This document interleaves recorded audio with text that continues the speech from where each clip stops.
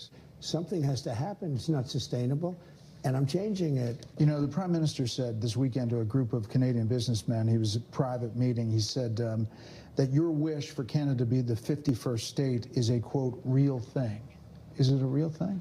Yeah, it is. I think Canada would be much better off being a 51st state because we lose $200 billion a year with Canada, and I'm not going to.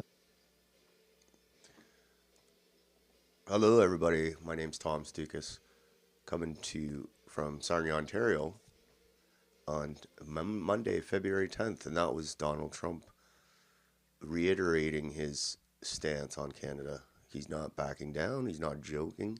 He's dead serious. Yeah. Doing another rope-de-dope on the tariffs. He was like,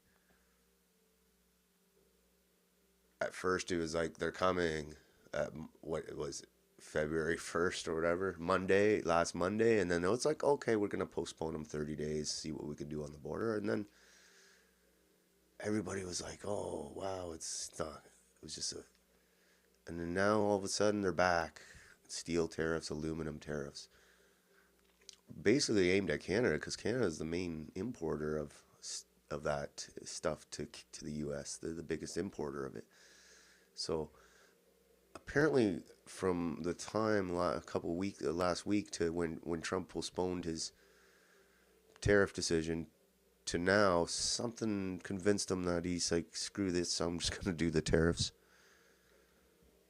And crazy stuff. But the good, we shouldn't feel too bad because apparently he's been making people's heads spin in Washington, like the journalists cover him.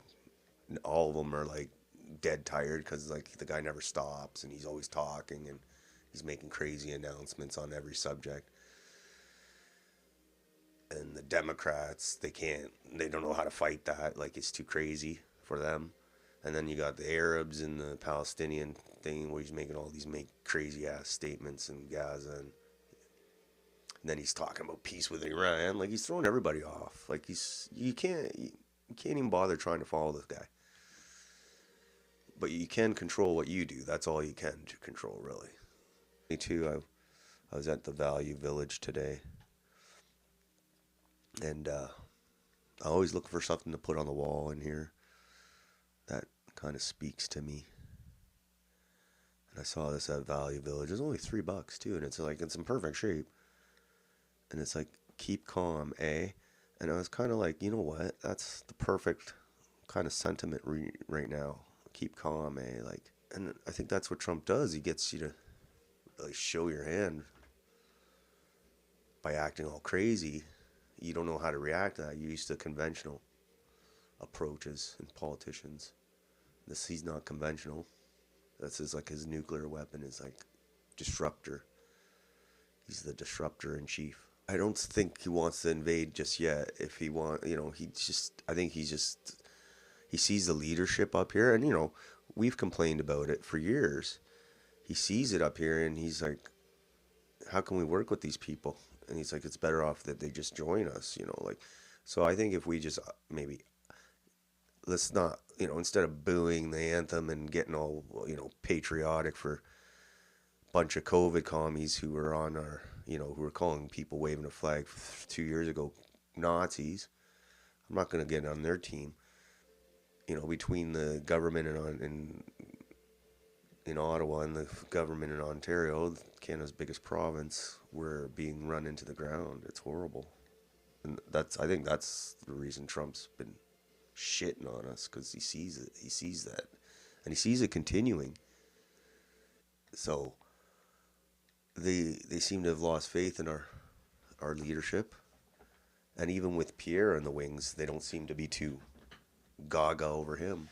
Take us out, because, we're pretty well a autonomous region of the American Empire.